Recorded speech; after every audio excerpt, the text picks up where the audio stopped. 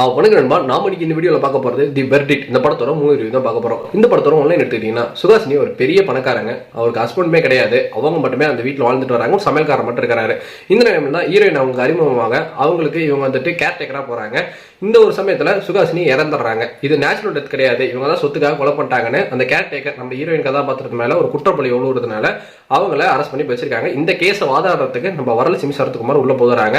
என் candidate நிரபராதி தான், அவங்க டெத்துங்கிறது வந்துட்டு நேச்சுரலா தான் நடந்திருக்குன்னு இவங்க இப்ப ப்ரூவ் பண்றதுக்கு ட்ரை பண்றாங்க. உண்மையா அவங்க டெத் நேச்சுரலா நடந்ததா, இல்ல இவங்க தான் கொலை பண்ணாங்களா, இல்ல இதுக்கு முன்னாடி யார் இருக்கா, இந்த கேஸ்ல இருந்து வெளியே கொண்டு வந்தாங்களா, இந்த படத்தோட மீதி கதையை அமைச்சிருந்தாங்க. இந்த படத்துல அந்த கோர்ட் ரூம் டாமா தான் ஃபர்ஸ்ட் ஹாஃப்ல வந்துட்டு போயிட்டு இருந்தது. அது எந்த இடத்துலயுமே வந்துட்டு செல்ஃப் எடுக்கவே இல்லை. சும்மா பேசுறாங்க, வளவளன்னு இங்கிலீஷ்லயே பேசிட்டு இருக்காங்க. அது எந்த அளவுக்கு இங்க இருக்கிற தமிழ் ஆடியன்ஸ்க்கு புரியுன்னு தெரியல. கீழே ஒரு சில சீன்ஸுக்கு நான் சப்டைட்டில்ஸ் எல்லாம் தமிழ்ல போட்டுட்டு இருக்காங்க. அதை பார்த்தா வந்துட்டு படிச்சு தெரிஞ்சுக்கிற மாதிரி தான் இருந்தது.